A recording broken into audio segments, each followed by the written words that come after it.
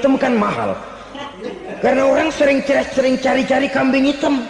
Jarang orang mau jujur kalau bertemu kesulitan lalu mencari sebab pada dirinya sendiri. Yang paling enak ya nyalain orang. Qudsi menyatakan, man lam yashkur ala na'mai wa lam yasbir ala balai falyakhruj min tahtis samai falyatlub rabban siwaya. Kata Allah, siapa orang yang tidak mau bersyukur terhadap nikmat yang aku berikan kepadanya dan tidak mau sabar terhadap ujian yang aku berikan kepadanya, falyakhruj min tahtis samai, persilahkan saja keluar dari kolong langitku, waliyatlub rabban siwaya, tolong cari Tuhan lain selain daripada aku. Murka Allah, diusir, cuman gak kedengeran aja. Siapa yang tidak mau syukur terhadap nikmatku, siapa yang tidak mau sabar terhadap ujian yang aku berikan kepadanya, persilakan keluar dari kolong langitku ini, cari Tuhan lain selain aku. Assalamualaikum warahmatullahi wabarakatuh. Dari Allah. Caranya saya kerja itu cara, rezeki itu dari Allah datangnya. Bukankah di zaman sekarang kita sering terpleset? Ini merupakan cerminan dari rapuhnya akhlak kita kepada Allah Subhanahu wa ta'ala. Karena usaha saya memang, karena saya peras keringat banting tulang, tentu. Tapi sadarkah kita bahwa sepanjang yang bisa kita lakukan cuma berusaha, peras keringat banting tulang, pergi pagi pulang sore? Tapi bisakah kita memastikan hasil usaha kita? Apalagi yang paling dekat, misalnya saja yang sungguh-sungguh di luar jangkauan kemampuan kita, soal rezeki, soal jodoh, soal maut, kitakah yang mengatur, kitakah yang menentukan? Subhanallah, manusia sungguh tidak berdaya menghadapi tiga hal paling pokok ini. Rezeki, kita cuma bekerja, kitakah yang menentukan? Tidak. Kita berusaha saja rezeki belum pasti dapat, apalagi kalau kita tidak berusaha. Jangan terjebak dalam fatalisme, belum perang udah nyerah. Emang dasar rezeki datangnya dari Tuhan, gak usah kerja, dan ntar juga kalau dia datang. Dari mana datangnya? Kerja saja belum tentu dapat rezeki, apalagi kalau tidak kerja. Yang jelas usaha perlu, kepastian itu urusan Allah. Ini akhlak kepada Allah Subhanahu wa ta'ala. Jodoh juga begitu, kita berusaha, kita berupaya, Allah menghendaki lain jadinya. Maut juga begitu. Siapa sih yang pengen ngadepi maut? Siapa sih yang pengen mati? Siapa sih yang pengen ketemu malaikat Israel? Tidak seorang pun kalau ditanya, kecuali mereka yang putus asa ya. Kalau otaknya masih normal, mau mati mesti belakangan dulu udah dikit. Tapi yang satu itu saudara, kalau dia sudah datang, tenaga mana yang bisa menolak? Kalau dia sudah berkunjung, kekuatan mana yang bisa menghindar? Kalau dia sudah ingin bertemu, kemana kita bisa melarikan diri?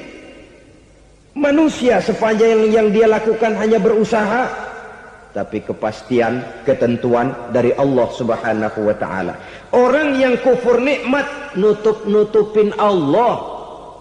Dia merasa rezekinya adalah mutlak peras keringatnya, seolah-olah Allah nggak punya peranan apa-apa di situ. Oh, ini kan saya bisa rumah begini karena saya kerja keras. Oh, ini mobil saya begini, saya kerja keras. Peras keringat banting tulang keras.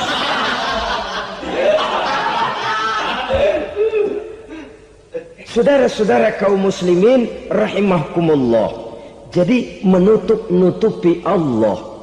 Akibatnya nanti kalau dia berhasil, Allah ketutupan. Kalau dia gagal, orang lain dicaci maki, dicari kambing hitam. Yang kambing hitam kan mahal, karena orang sering cari kambing hitam. Jarang orang mau jujur kalau bertemu kesulitan lalu mencari sebab pada dirinya sendiri. Yang paling enak ya nyalain orang. Lo begitu. Orang lain yang paling enak kita salahin. Au ya'malu fi mukhalafatil mun'im, atau dia melakukan sesuatu yang tidak sesuai dengan kehendak yang memberikannya nikmat.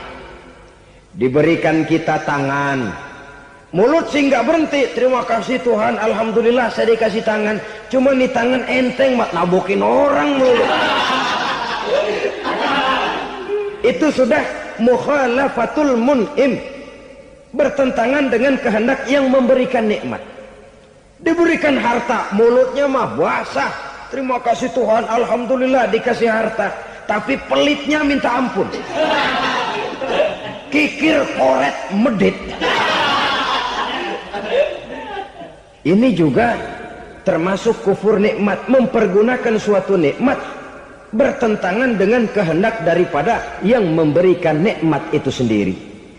Saudara-saudara kaum muslimin rahimakumullah, oleh karenanya kufur iman memang lebih bahaya daripada kufur nikmat. Tapi jangan lupa, kufur nikmat bisa menyeret orang kepada kufur iman. Nah kalau Allah udah dialingin, Tuhan sudah dinomor duain, lama-lama kenapa dia tidak mendewakan dirinya sendiri, mendewakan pangkatnya, mendewa-dewakan otaknya, mendewa-dewakan kemampuannya? Pada awalnya dia memang cuma kufur nikmat, tapi lambat laun kalau ini tidak diobati, secara pasti orang akan mengarah kepada kufur iman. Bisa berbentuk syirik, bisa berbentuk nifak, bisa berbentuk riddah. Saudara-saudara, oleh karena itu menjaga akhlak kepada Allah mutlak penting. Sebab apa? Kita tidak berakhlak kepada manusia saja, kita dikucilkan dari pergaulan.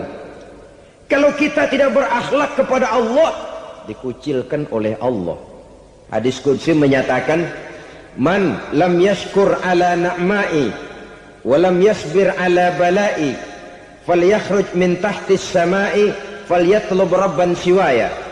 Kata Allah, siapa orang yang tidak mau bersyukur terhadap nikmat yang aku berikan kepadanya dan tidak mau sabar terhadap ujian yang aku berikan kepadanya, falyakhruj min tahtis samai, persilakan saja keluar dari kolong langitku, waliyatlub rabban siwaya, tolong cari Tuhan lain selain daripada aku. Murka Allah, diusir, cuman gak kedengeran aja. Siapa yang tidak mau syukur terhadap nikmatku, siapa yang tidak mau sabar terhadap ujian yang aku berikan kepadanya, persilakan keluar dari kolong langitku ini, cari Tuhan lain selain aku. Nah, langit Tuhan yang punya, Tuhan kita lawan, diusir dari kolong langit, mau pindah ke kolong mana?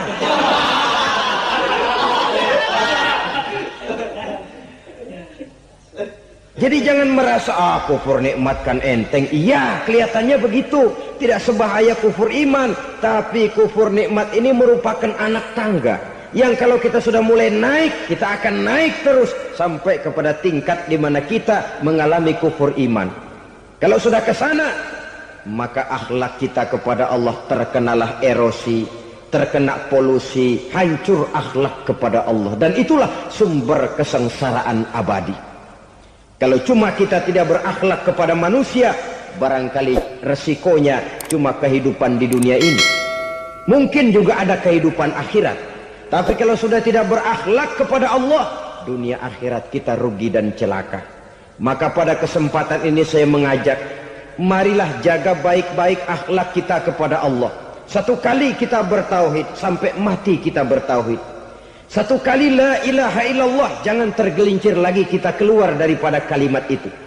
Satu kali kita bertuhankan Allah, jangan bertuhan yang lain selain daripada Allah.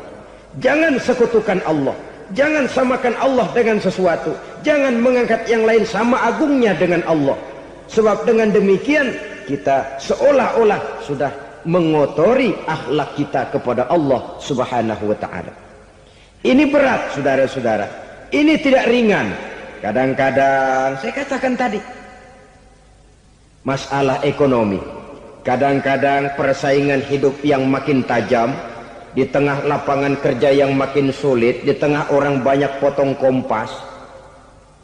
Kalau berpatokan kepada nilai tauhid, la ilaha illallah, tidak ada Tuhan selain Allah, maka saya tidak akan takut kecuali hanya kepada Allah. Saya tidak akan menggantungkan hidup kecuali hanya kepada Allah. Saya tidak akan minta rezeki kecuali hanya kepada Allah. kadang-kadang situasi yang nekat membuat kita kehilangan keseimbangan, kehilangan pertimbangan, picik pandangan. Akibatnya kita merusak akhlak kepada Allah Subhanahu wa taala. Ironinya kan orang sekarang kalau ditanya, "Lu nyolong ya?" "Iya." "Kok berani?" "Emang." "Lu nggak tahu Tuhan lihat?" "Tahu." "Kok nyolong juga?" "Biarin."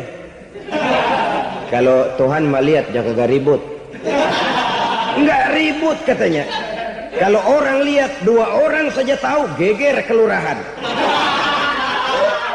Ini kan sudah mendustai dirinya sendiri, sudah merusak akhlaknya kepada Allah Subhanahu wa taala.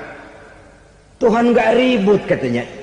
Saudara hadirin yang saya hormati, jadi oleh karenanya akhlak kita kepada Allah merupakan basis daripada kehidupan beragama. Kalau itu sudah mulai rapuh, mulai terkena erosi dan polusi, mulai rusak, dikhawatirkan nanti nilai ibadah kita kepada Allah juga akan turut ambruk karenanya. Saudara-saudara kaum muslimin rahimakumullah, tugas yang kedua memperbaiki akhlak manusia kepada sesama manusia.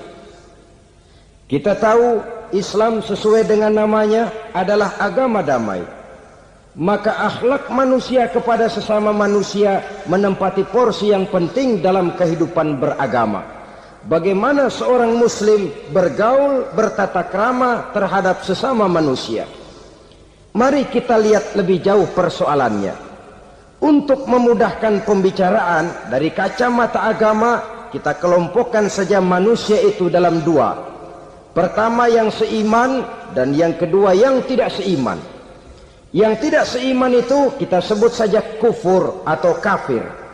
Nah, kepada yang kafir pun kita diajarkan untuk berakhlak. Apalagi kepada yang memang nyata-nyata seiman, sekeyakinan, seakidah. Kemanapun Islam datang, ke negara manapun ia masuk, ia tidak menaburkan kerusakan. Jadi tidak benar kalau orang pernah itu menggambarkan, saking sentimennya seorang orientalis pernah menggambarkan Nabi Muhammad di tangan kirinya Quran, di tangan kanannya pedang, menggambarkan seolah-olah Islam dikembangkan dengan kekerasan. Sebenarnya tidak sama sekali. Kalaupun dalam sejarah perkembangan Islam pernah terjadi perang, maka perang dalam Islam sesungguhnya apabila kita amati sejarahnya bukan untuk memaksakan agama, karena memang agama tidak bisa dipaksakan, tetapi justru untuk mempertahankan agama dari segala macam hambatan, rintangan, hinaan dan fitnahan. Tapi kemanapun yang jelas Islam masuk, dia tidak pernah membuat kekacauan, kerusuhan ataupun penghancuran. Candi Prambanan bahkan dipugar, gereja-gereja tidak ada yang dihancurkan oleh umat Islam. Kenapa? Islam agama damai. Soal agama, soal lakum dinukum waliyadin, la ikraha fid din, qad tabayyana ar-rusdu minal ghayy. Tidak ada paksaan dalam beragama, sebab nyata yang benar dengan yang tidak benar. Belum pernah ada orang kafir masuk ke perkampungan orang Islam lalu dikejar-kejar, diteriakin kafir, kafir, sunatin.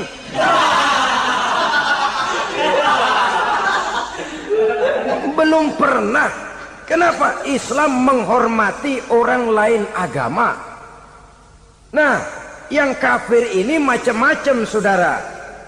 Ada kafir harbi. Nah, ini kafir kerok. Ini kafir yang nyata-nyata memproklamirkan permusuhan kepada umat Islam, nyata-nyata mengganggu ketenangan umat Islam. Kafir yang seperti ini yang boleh diperangi. Misalnya kita mau sembahyang Jumat dijagain, nggak boleh sembahyang Jumat, getok palanya.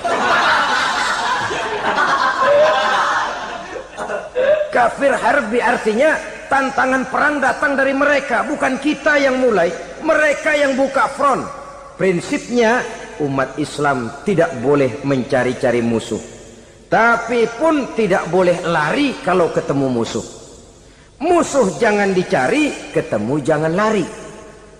Karena itu kesan seolah-olah umat Islam ini teroris, umat Islam ini destroyer, umat Islam ini sering menimbulkan keonaran, kerusakan.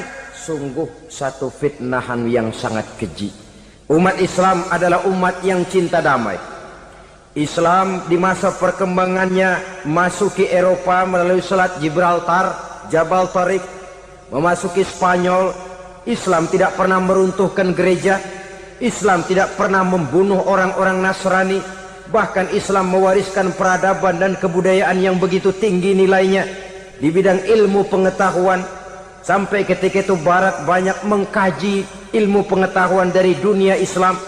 Buku-buku berbahasa Arab diterjemahkan ke bahasa Yunani, dipelajari oleh para cendekiawan di negeri Barat sana. Mereka mengambil manfaat yang banyak dari masuknya Islam ke Eropa. Sementara gereja tetap berdiri dengan megahnya. Kuil-kuil tempat peribadatan tidak satupun yang diusik-usik. Kenapa? Islam agama yang cinta damai.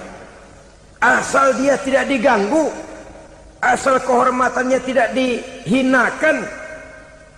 Jadi kafir harbi, kafir yang nyata-nyata nantang perang, ngajak berkelahi, itu kafir yang nyari penyakit. Kafir harbi ini boleh diperangi dengan catatan mereka yang memang mulai.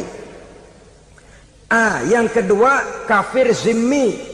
Kafir zimmi, kafir yang hidup di tengah mayoritas muslim, tapi mereka mau hidup dengan aman, damai, tenang. Mereka wajib dilindungi. Bahkan Nabi pernah memberikan satu jaminan, man azazimiyan faqad azani. Siapa yang mengganggu orang kafir zimmi sama saja dengan mengganggu saya. Kehormatannya dijaga, harta bendanya dilindungi, anak istrinya pun dilindungi. Dan ini jadi kenyataan. Saudara bisa lihat di negara-negara yang mayoritas penduduknya beragama Islam, orang-orang kafir di luar Islam hidup dengan tenang, aman, damai.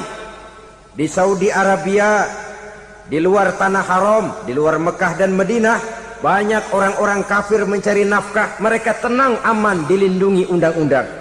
Begitu di Mesir, begitu di negara Indonesia yang berdasarkan Pancasila ini. Kehidupan beragama menimbulkan gairah, rukun, tenang, aman, damai, sepanjang tidak saling ganggu, tidak saling usik, menghargai orang yang sudah beragama, tidak menjadikan penganut suatu agama sebagai sasaran dari dakwah agama lainnya. Saudara-saudara kaum muslimin rahimakumullah. Jadi memang oleh Al-Quran kita dianjurkan asidda alal kuffar ruhama bainahum. Tegas kepada orang kafir, kasih sayang kepada sesama muslim. Tapi tegas bukanlah berarti marah-marahan, bukan berarti musuh-musuhan, bukan ngajaki perang. Tegas dalam arti punya garis tentang kehidupan beragama. Lakum dinukum waliyadin. Soal kehidupan sosial, mari kerjasama. Bangun jalan, ayo rame-rame. Siskamling, mari bebarengan.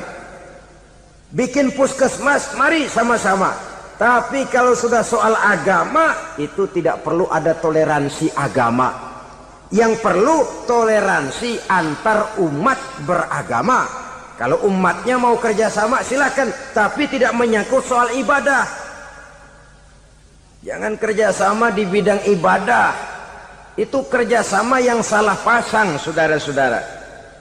Sehingga dengan demikian toleransi adalah menyangkut kehidupan antar umat beragama. Sedangkan agama sendiri punya kapling yang nyata. Sehingga dengan demikian tegas kepada orang kafir dalam arti kita punya satu kepribadian. Tidak ngambang. Enggak, lalu kalau ditanya orang, sebenarnya agama lu apa sih? Gua mah gimana musimnya aja. Agama pakai musim kayak rambutan.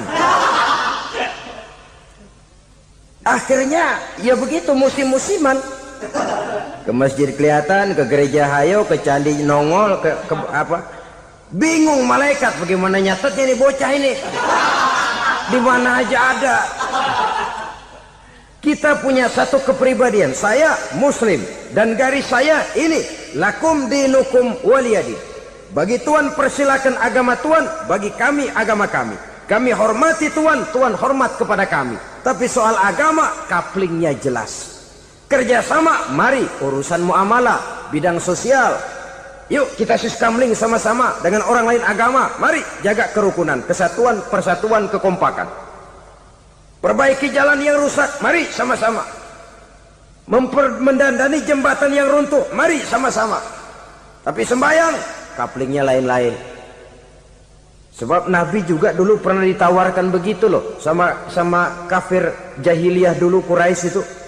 Sudah Muhammad, sekarang begini saja, kita join aja daripada marah-marahan. Hari ini saya menyembah Tuhanmu Allah. Besok gantian kamu menyembah Tuhan kita, Latta, Uzza, Manat dan Hubal. Turun, qul ya ayyuhal kafirun la a'budu ma ta'budun. Soal ibadah kaplingnya jelas, tidak boleh dicampur adukkan. Sebab kalau tidak, kita akan mulai kehilangan identitas diri. Dan disitulah krisis kehidupan keyakinan beragama dimulai.